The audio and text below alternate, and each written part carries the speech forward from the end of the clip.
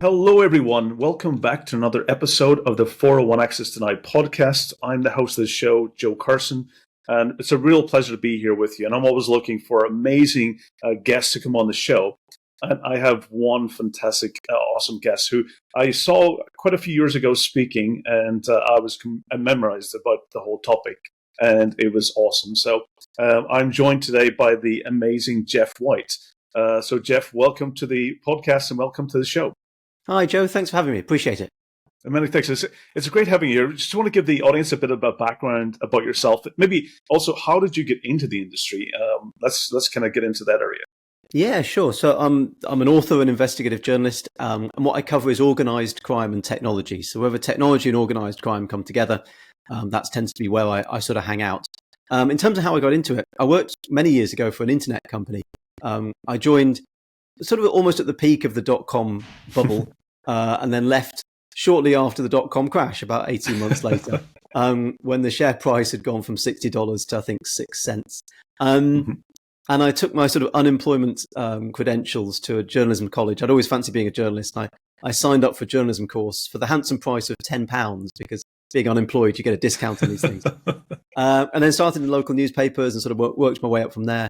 What was interesting was when I started doing, TV news and broadcast news and that kind of thing, technology stories were, I think, seen with a bit of fear, by some news editors at that point, and program editors, because they thought, well, technology is very difficult, very complicated. How are we going to do this? And so as somebody in the newsroom who'd worked for a technology company and could look at HTML code and work out what it was, I would sort of put my hand up and say, no, we can do that story. I can do that story. And so you started developing a bit of an expertise there. And of course, we then had all of the cybersecurity break out, all the famous classic stories that your listeners know. And so I found myself sort of covering more and more of those stories and eventually getting into it full time. Fantastic. And one of the things, I went back and you've done amazing books and speaking sessions and interviews and podcasts over the years. And I went a little bit in the reverse order. I started with the Lazarus Heist. I think it was, I remember you speaking at InfoSec Europe years ago. And I listened to your talk at that. It got me really interested. I wanted to know more. So I went and I actually did the audiobook for the Lazarus Heist. And then went back and I thought, okay, I saw that you had another book, thecrime.com. And I went back and listened to that. And I thought it was fascinating because it brought a lot of memories back for me, because a lot of the topics you were talking about was really kind of, in really the start of my security career. I've been in IT and security for almost 30 years. But it was the early 2000s when we had the Melissa virus, and we also had the I Love You and the Love Bug. And listening to your research and insights was very fascinating. You want to give the audience a bit of kind of, how did you start with thecrime.com? How did that start? And kind of what was intriguing for you? Yeah, well, when I worked at crime.com, I'd been working for Channel 4 News, one of the big UK news programs, for about 10 years, covering technology, but then increasingly covering cybercrime, cybersecurity, and so on. We've been through by that stage, the anonymous hacks, we've been through the Snowden leaks, we've been through Sony pictures, the US presidential election. And so obviously cybercrime was something that the public was increasingly concerned about, wanted to know about. What really got to me, though, was the way a lot of the cybercrime and cybersecurity stories were told wasn't very helpful, I felt, for the public. You tend to get the kind of crash bang wallop news story of this has been hacked, that's been done, and then everything goes quiet and the public's just left sort of slightly bewildered.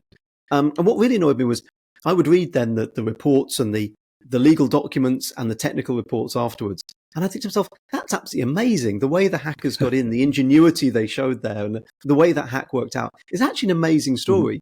But nobody sort of bothered to try and tell it to the public, or at least not enough people that bothered to tell it to the public, in a way they can get the hang of, in this, with the sort of drama that I really wanted to convey. So that's what I wanted to do with crime.com, was get all my favorite stories, if you like, of cybercrime and put them all together in a way the public could, maybe not enjoy is the right word, but could find compelling. And so that's what I wanted to do with that book. I found it very fascinating because, even to the point where so many years later, that you got to interview, the so-called person behind it, which I always find fascinating, as well as what was the original intentions for those types of activities, or for those. And I remember it was about trying to get free internet access. It was ultimately that. I mean, many of us, even when I started back in the 90s, my big thing was gaming. I was into gaming at the time, and you couldn't afford them, so you're always looking for ways in order how can you play games for the lowest cost you possibly could. And this all started basically from gaining internet access from neighbors, I believe. How was that? How was going traveling out to the Philippines and meeting, and how was that for you? Yeah, no, it's very interesting. So this was the love bug, the famous love bug virus of 2000, which was interesting. I was trying to work out where do you sort of start the book, and I the first chapter of the book talks about the very early days of the internet and talks about Loft and the cult of the dead cow and all those very early sort of hacking groups.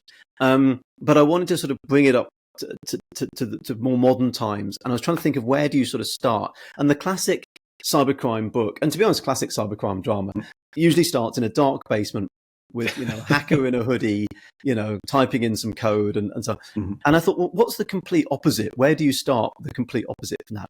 So I was trying to find the guy who created the love bug virus. Now, at the time, it was obvious it come from the Philippines, and there was a couple of guys whose names were attached to it who were Filipino coders who had been at a university and were into a sort of slightly murky scene of early malware development.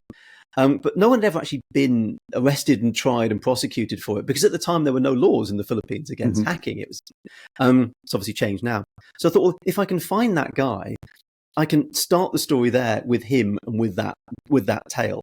But obviously, I'm trying to find a man called Onel de Gutzman was his name in the Philippines. It's like, okay, well, where do you sort of start? There's no phone book for that. But I read, and this is the mad thing about investigative journalism. Most of investigative journalism doesn't work out. 95% of it doesn't work out. But the 5% of it or less that does work out, you end up with a great story. So I thought, well, I read, it was literally some forum. Somebody had mentioned, I think he works at a mobile phone stall in this particular market in this area of Manila, the capital of the Philippines. I thought, well, I'll just go there and I'll find the mobile phone stall and maybe he'll be there. Of course, I go there and there's 30 mobile phone stalls.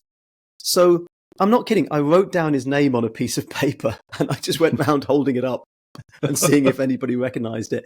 And as I was doing it, I had this almost out of body moment of thinking, this is ridiculous. You look ridiculous. This obviously isn't going to work. But sure enough, after an hour or so, somebody said, well, yes, I know him. He works at this other stall across town. So I went there, again, thinking this is ridiculous. There's got to be a wild goose chase. The person was lying to me. But I make my way into the back of this shopping mall, and on the stall, there he is, Onel de Gutzman. So we sit down, we start talking about it. And even at this stage, I thought, maybe I've been stitched up. Maybe this is a big game that these guys are playing with me. So I thought, well, I've got to verify that the person in front of me is Onel de Gutzman. I had photographs of him from 20 years ago, but he's 20 years old. So those photos. So I found myself, as I was talking to him, drawing a little sketch of his face with the moles on his face. He had some moles on his neck. I thought, well, if I can triangulate those with the moles on the man in the photograph from 2000, then I know I've got the right person. And he admitted to it. He said, he launched this virus. He had no idea it was going to go around the world. In fairness, in those days, it wasn't that difficult. I mean, the virus was, I think it was a Visual Basic virus. Yeah. He'd ripped the code off, frankly, from somewhere else. But he sort of weaponized it by putting this lovely phishing lure on it, which was the I love you letter. Somebody's written you an anonymous love you letter, love letter, and it went around the world and caused all sorts of damage and mayhem. I was working for an internet company at the time, and it crashed our email server the same as it did everybody else's, I think. So likewise. We had there's been a few. SQL Slammer was probably another big one, and Melissa Bug. Those are basically fill up your email servers. It's kind of it takes a while to clean it up and get it back running again. So a lot of organizations from a performance perspective was heavily impacted.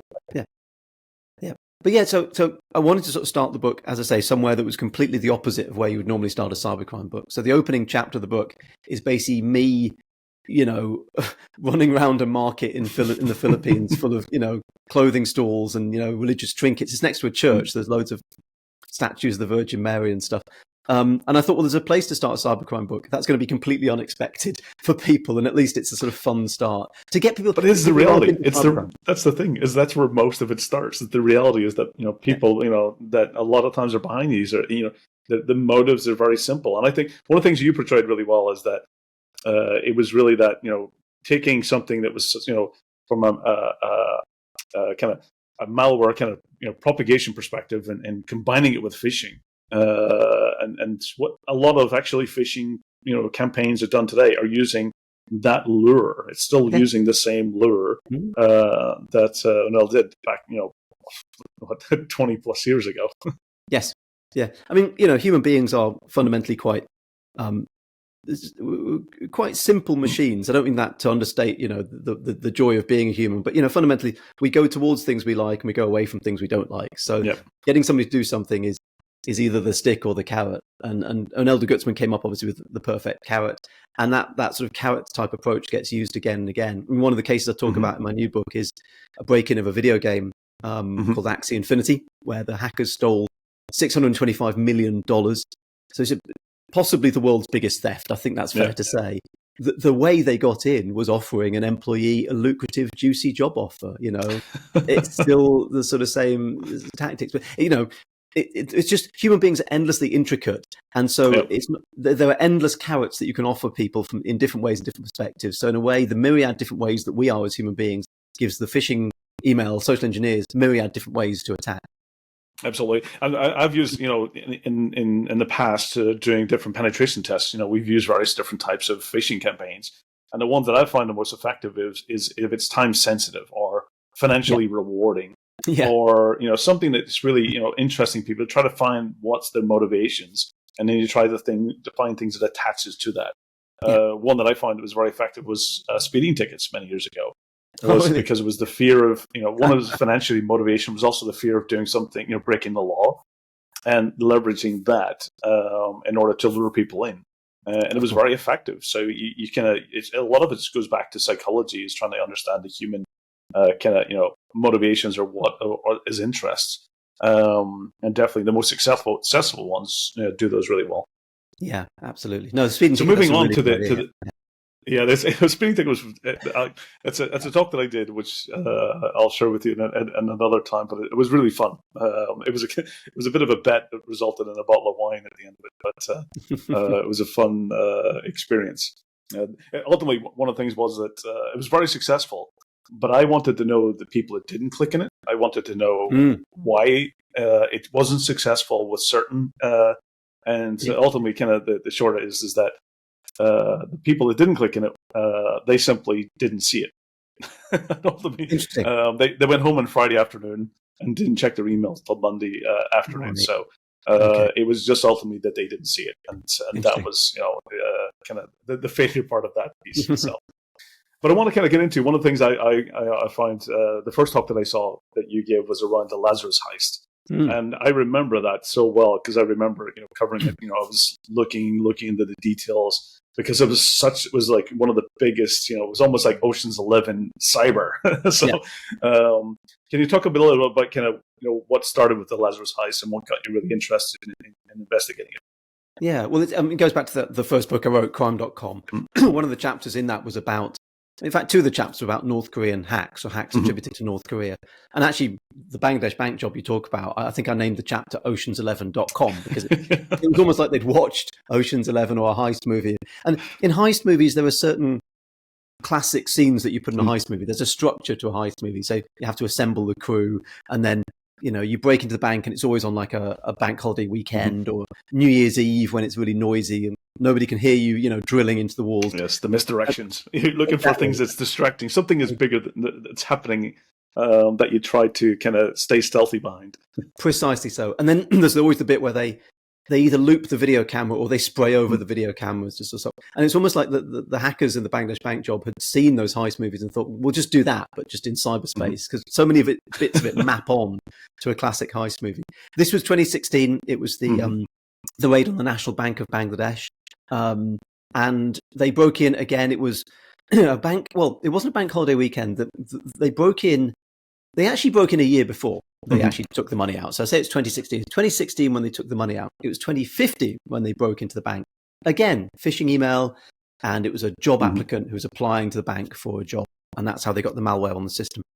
They then squirrel around in Bangladesh bank systems, and they navigate their way to the thing called the SWIFT software, which transfers money between big financial institutions, which basically gives you the ability to just transfer money out of Bangladesh bank. They then waited a year and this is where the sort of money laundering piece comes in, that my new book's partly about, is lining up the money laundering routes. Once they're in the bank, they realize they could get the money.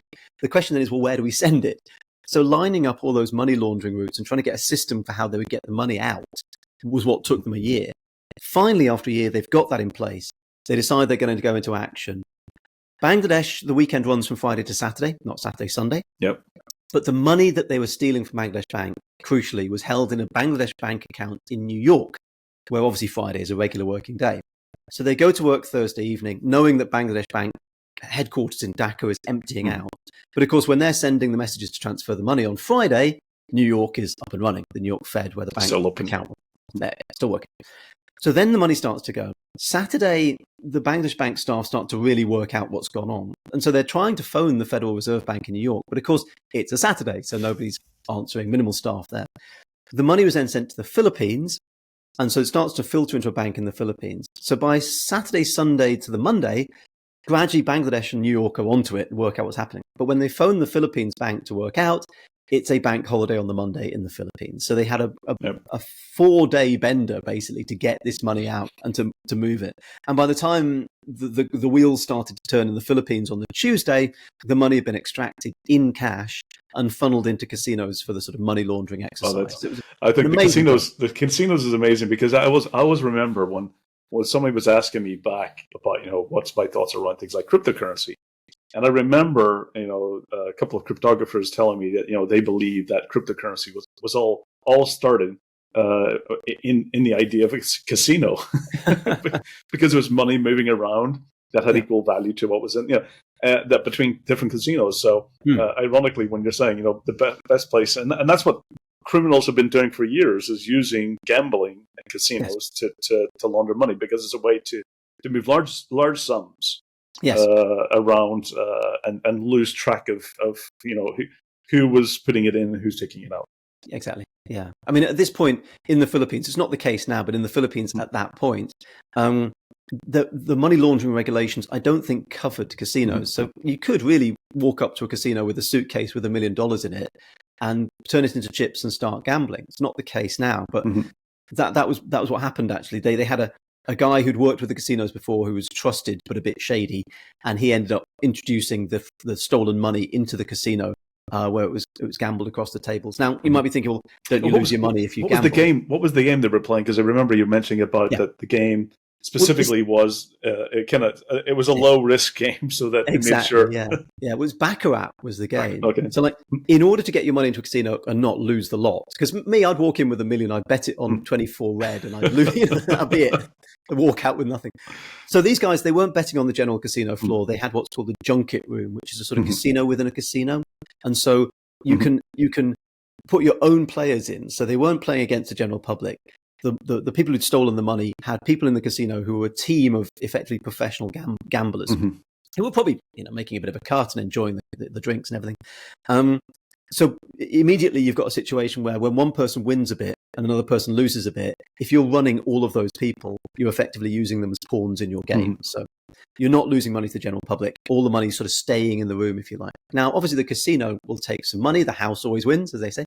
But in a Baccarat game, if you're good, you can get back about 90% of what you put in if you run this operation. Now, losing 10% to money laundering is a steal. A lot of money launderers will take up to 60% for laundering. So, running a game like Baccarat and losing 10% is a pretty good, sweet deal for money launderers. And that's what they did. They spent weeks in the casino just gambling this money over the tables. And probably enjoying the luxury of the casino itself. So, yeah, exactly. I think that's fascinating as it is. One of the casino workers we interviewed said that the people who played didn't seem to be having that good a time. They didn't seem to worry whether they won or lost, because of course they didn't care. They were being paid to just sit there getting the chips across the table. And I said, well, were they partying or drinking? And he said, no, they would just sort of turn up. They'd have an orange juice and a sandwich and they'd gamble, because this was their job. They were basically professional gambler money launderers. Really interesting. Trying not to get attention to themselves ultimately. Exactly so. So one of the things, what kind of, as you mentioned, one of the things, the planning behind that, and all the setup and organization, and how many people must have been involved in the whole operation. It sounds a bit significant, especially kind of when you think about one of the things I did a lot of work with Europol and investigations and stuff in the past, and what they always told me is that no matter there was two things they always looked at.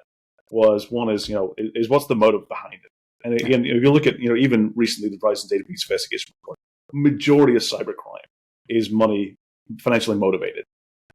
So there's always that piece. And then, they always say that when they're doing any investigations, and I think this also goes back to a lot of the things that Andy Greenberg has done with things like Traces in the Dark and looking at some of the, things like the Silk Road in the US. Ultimately, it's you follow the money. If you can follow the money, you typically find, the person behind it, the group behind it. And this is what's really fascinating is that, the research you've done really does an amazing job at telling that follow the money story. Can you tell a little bit about how do you find the money trail and the methods that they're doing to one is to hide their tracks and to your point is tumbling the money and cleaning it and getting it out. What's the methods that you tend to find the most common?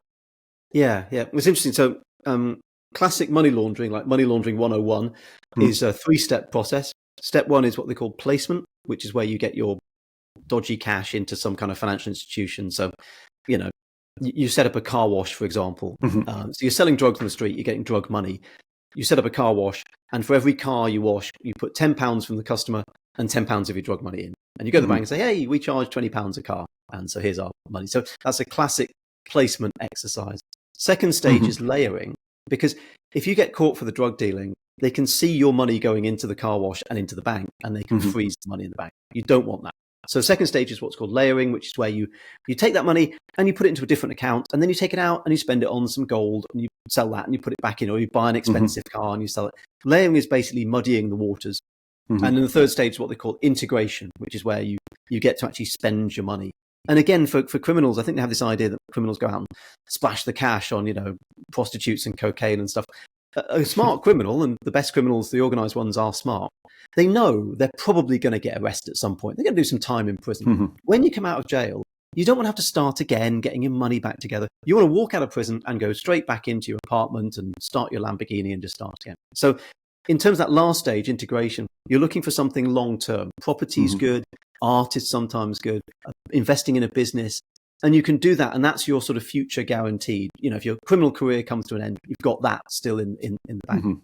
Now, these days, obviously, that placement stage, that first stage, has got a bit easier because a lot of crimes are not being done for cash. They're being done for digital money, fraud. The money's already in the bank account. Crypto theft, it's already in crypto. So we've not got, from that perspective, criminals with wads of money trying to get them into banks. That does still happen, but in the high-tech crime space, it's already digitized. So but the problem with that is the next stage, the layering stage, becomes commensurately more difficult because all money is now digital, or most money is digital. You can track it, you can track bank accounts and so on. So that layering stage has got to be the really important stage now. So if you're stealing money from somebody's bank account, Joe, if I steal money from your bank account, if I just transfer it straight to my account, well, it's obvious who's nicked it, isn't it? So what I need is somebody else's bank account to put the money into. There may be a string of other accounts to move it through before I finally bring it back to my account. That's money laundering. That's the modern era of money laundering. Now, to go to the point you talked about with cryptocurrency, and you mentioned Andy Greenberg from Wired, great book, Traces in the Dark, talks all about this. Cryptocurrency is eminently traceable. You can trace crypto transactions through this thing, the blockchain, this public ledger where all the Bitcoin and Ether transactions are tracked. Yes, you can trace the money through there, but again, there's this layering stage where you transfer it from wallet to wallet to wallet. You put it to this exchange and that exchange. You change it to this currency and that currency. And then finally you extricate it through somebody who's, working in the Philippines or China or Argentina or somewhere. With less regulation, less visibility. Exactly. So yes, you can trace cryptocurrency, but then freezing it and getting it back is actually a much bigger challenge. So that's the sort of modern game, really, the shell game. Which is what the FTX and the Binance have had challenges with, which is what we're seeing. A lot of the media coverage is related to less strictness in how that money flows. So in certain areas. So absolutely. And tell us a little bit about so is the book that you've got that's released now. It's out already. It's pre-order now. You can pre-order. It's actually out for publication June 13th. Fantastic. So tell us, but Rinsed itself, what does it cover? What's kind of the background for that book. Yeah. Well, so Lazarus Heist was interesting to do because on the surface, it's a podcast about and a book about North Korea and cybercrime. But actually, the stuff we've talked about, the casino stuff and all of that, that's laundering, that's money laundering. So I realized in hindsight, about half of the Lazarus Heist story is actually not about cybercrime or really about North Korea. It's about money laundering. So I started getting interested in that. And what I discovered, of course, was that cyber criminals, hackers, they're very good at breaking into places. They're very good at, getting into a bank or a crypto exchange. But that process of, okay, where do we send the money? How do we wash it through accounts? How do we set up a bank account over here and a crypto exchange over there? That's not necessarily a hacker's skill. It's more of a technical money launderer's skill. Financial. So it's a financial person's. Exactly. Yeah. And look, there are hacking gangs out there who understand that, fine. But quite a lot of hackers, they don't really get that. And so they outsource it to money launderers who are still high-tech people. They still use, technology to do it. But their skill set is different. So you get this sort of symbiosis coming together of computer hackers and high-tech money launderers. And then as I looked at those high-tech money launderers, of course, it's not just hackers they're working for. It's cartel drug dealers, it's prostitution gangs, child sexual abuse rings, fraudsters. Anybody who's an organized criminal is making serious money, and they're probably going to put it somewhere digital. Well, at that stage, you need a money launderer who knows digital money, whether it's pounds and dollars digital or whether it's cryptocurrency digital. You need somebody who can help you with that. So there's a whole industry of enablers without whom the criminals would struggle to work. I mean, that bank job, as I say, it took them a year not to break into the bank, not to get access to the SWIFT system. It took them a year to line up the money laundering routes. If you crack down on the money laundering routes, the hackers just can't go to work because they can't put the money anywhere. If I can't, as a criminal, take the money out, why would I steal it? I need money launderers. Yeah, the value of the crime becomes significantly lower. Exactly. Yeah, and your chances of arrest and the cost of getting caught go up. Significantly, yes. Yeah, that's what they're always saying is when talking to law enforcement, they're always saying motive and follow the money, because that's the part that is where the laws also tend to be able to the ones those financial crimes are the ones they can actually convict people on versus the data theft side of things. Because those financial laws tend to be much more universal, global. Where the hacking crimes, as you said, certain crimes may not be applicable in Southeast Asia, Indonesia, Philippines, Vietnam, and so forth. But the financial crimes, they can be implicated in those areas. So it's very fascinating. That's for me, it's amazing because it's starting to look at when you think of this broader cybercrime activity. And I think one thing that Miko really mentioned recently is it's really into organized crime. And one of the things, there was a big discussion, a couple of events I saw last year, was where, to your point, is that it's this supply chain. You've got the initial access brokers who gain access, then you've got those who do the hands-on keyboard who basically steal the data, deploy the ransomware, and the ransomware might have been developed by somebody else, software as a service or ransomware as a service. And then once they've been able to, they might even employ a service organization who will help communicate and negotiate and get the money. And then to the point is, how do they actually get it to where they can actually get it out using the money laundering services? So it's a complete structure of supply chain of organized crime. And one of the things that was talked about last year was that if you're starting to pay ransomware, you're funding that other types of criminal activities, basically human trafficking, sex crimes, and other types of activities as well. So ransomware is funneling into that. And it becomes, it's a major ethical kind of, area to whether, to pay ransom in that regards. Oh, I lost you there for a second, Joe. Are you back? Yeah, I'm here. So I was just saying that, it's in that whole supply chain of organized crime. Absolutely, yeah. It's a more advanced industry now, definitely. What I'm interested in is how all those people get paid off. If you're working with a initial access broker, they need paying. You're working with a negotiator. So I have this idea out there that there's the Mos Eisley space bar from Star Wars, where all these guys get together and they finally settle all of their debts and reconcile everything. I find that ecosystem fascinating. Because you're not necessarily they're not necessarily all meet in the casino. Possibly, yeah. So and then just the money goes in and spreads around and they leave. Yeah, exactly. Yeah. But so one of the things. So the book sites, we'll make sure that for the show notes we'll get it all linked in the show notes. We'll put the links in for the books that you've got out. Thank you. I appreciate the work that you've done because I think it's really important to tell those stories because it's really kind of valuable to understand what's the background. How did they get started, and also because it's very educational. It also allows people to understand about what things you can do to reduce the risk and what simple changes you can make to become more resilient. Yeah. So any final kind of thoughts or any knowledge you would like to share with the audience? What's some of the things? What's the trends that you're seeing potentially? Yeah. It's interesting. And by the way, thank you for that, the comments about the books and so on, because one of the things about getting that kind of feedback from people like you who've been in the industry for so long and understand it is really, really useful. The thing I dread is somebody coming back to me and saying, "Oh, you got that bit wrong," or "That's not right." and actually, people saying not just that, yeah, you got it right, or as right as you can get it as a journalist, but saying actually, I enjoyed it and I'm glad you put it out there is great, because I just feel folks like you, or all this stuff, but actually the fact that people like you enjoy it is really good because it means I'm adding at least something new to the party, even just telling it. Absolutely. I mean, when I get into it, I know the technical pieces. The pieces that I was missing was, the understanding of the money laundering piece. That, for me, that's not my. I've worked in the past. I was in foreign exchange money markets, so I knew parts of it. But what you brought together was the story that connects all of the pieces that certain areas that I wasn't familiar with. So yes, the technical piece I do. People like myself get into the research. We try to recreate. We try to understand and break it apart. Look inside to try and understand how it all works. But what you've done is you've brought it together and created the end-to-end experience, and that's what people like myself really enjoy because it allows us to complete the understanding of the events. Yeah. I mean, in terms of, go back to your question, actually, the answer in terms of the future. I find I hate this phrase, but it is a phrase people are using, the pig butchering scams, which is this horrible hybrid of sort of romance fraud mixed with crypto fraud, where you seduce somebody online and then you get them involved in crypto and you steal their money that way. There's a special place in hell, I think, reserved for those people who run those operations.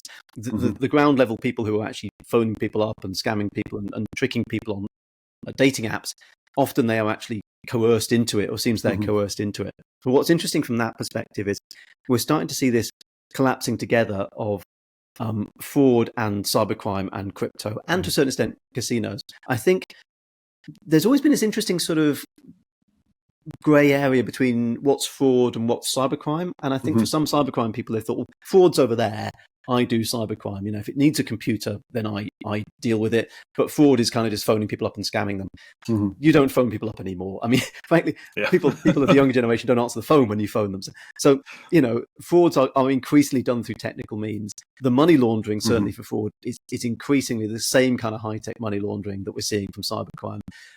Crypto feeding into this means that crypto stolen money is feeding into the same high-tech laundering technique. So we're starting to see, I think if you want a trend to watch, it's that coming together of fraud and cybercrime. Increasingly, I hope that people covering cybercrime and cybersecurity see fraud as part of their remit. Certainly if they're in financial institutions, hopefully so. But also we've got this interesting collision with kind of the casino industry, the slightly murky Southeast Asian casino industry, where this money's being washed through. So again, sort of financial crime and money laundering start to be part of it. If I could, make a pitch to people, it'd be like, okay, start with cybercrime if that's your bag, but try always to be sort of looking a little bit, trying to get a bit of helicopter vision, seeing the stuff that's on the fringes of your industry, like the fraud, like the money laundering, because they're just other parts of the mechanics of the people who are hitting you. Money stolen from your institution, data that's hacked from your institution, the people, sending you the ransomware stuff, they are feeding into a much larger sort of criminal economy. And so it's worth keeping an eye on how that criminal economy is moving. If only for your own interest, I'd say. Absolutely. I think one of the things that, directly, in the center of that from a cyber kind of is business email compromise, because it really emphasizes. So if you were to look at somewhere, to learn about the financials on the cyber and digital side, business email compromise is really good, because it combines all of those pieces together very well. I think that's a really good point. And again, from a sort of IT department organizational point of view, you might think, well, somebody got sent an email and they responded to it and they were defrauded. Where would IT security have sort of got involved in that process? even if the answer to that is, well, we couldn't really, your organization has still suffered, a crime that's potentially stolen millions out of the organization. Mm-hmm. So as a cybersecurity professional, sort of reversing into that territory and trying to get your arms around that territory, much as I hate to give cybersecurity people more work to do and more workload, that is part of, I think, increasingly part of the role, and your organization will thank you for it and maybe give you a bit more budget. I don't know. Absolutely. I mean, that allows us to tie it back to the business, because it is a business impact, and that's what, security is all about, is protecting the business. That's ultimately where, you have the better connection, more value from the business side. So, Geoff, it's been wonderful having you on the show, and many thanks for telling your journey and your story and background. For the audience out there, if you do get the opportunity, I know that, Geoff, you're on the road quite a lot, speaking at different events. There's quite a few podcasts out there that you've done on the Lazarus Heist as well. So for the audience, we'll definitely make sure you get links to the show and links back to a lot of the episodes and stuff that Geoff's done in the past. And if you do see the opportunity in the future, make it, make the time to go listen to Geoff's talks, because they are fascinating. Oh, thank you. I really appreciate it.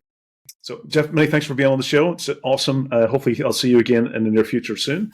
For the audience, this is the 401 Access Denied podcast, bringing you, thought leadership stories, ideas and trends, and really kind of to help provide you the knowledge in order to make the world a safer place.